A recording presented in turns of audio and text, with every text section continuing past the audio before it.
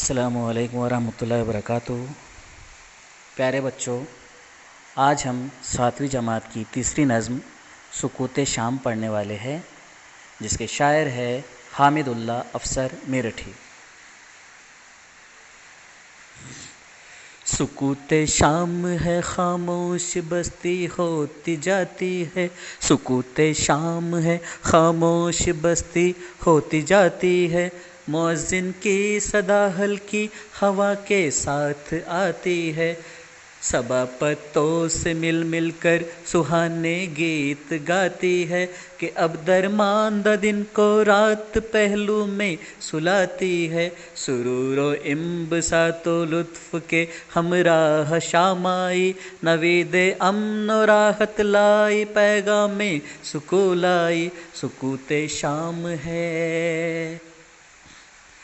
شفق پھولی فلک پر سرخ بادل کچھ نظر آئے، یہ کیسے لال دیو اللہ دیواروں کے سر آئے، چمن کی سیر کر کے لوگ اپنے اپنے گھر آئے، چھتیں سونی پڑی ہے کھیل کر بچے اتر آئے، چراغ اب رفتہ رفتہ ہو چلے روشن مکانوں میں، بسیرے کے لیے جاتی ہے چڑیا آشیانوں میں، سکوت شام ہے۔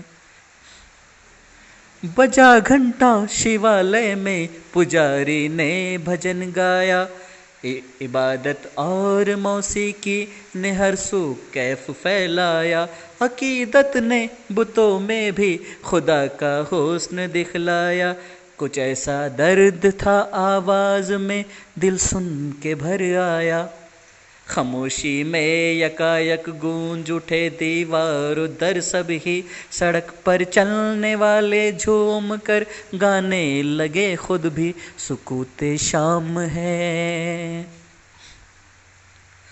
سیاہ پوش ہوتا جاتا ہے جہاں آہستہ آہستہ، اندھیرا ہو چلا ہے حکمراں آہستہ آہستہ، مٹا جاتا ہے اب دن کا نشاں آہستہ آہستہ، لیے آتی ہے شب امن و امان آہستہ آہستہ، خاموشی چھا رہی ہے شور گل کم ہوتا جاتا ہے، اجالا گھٹ چلا تاریک عالم ہوتا جاتا ہے، سکوت شام ہے۔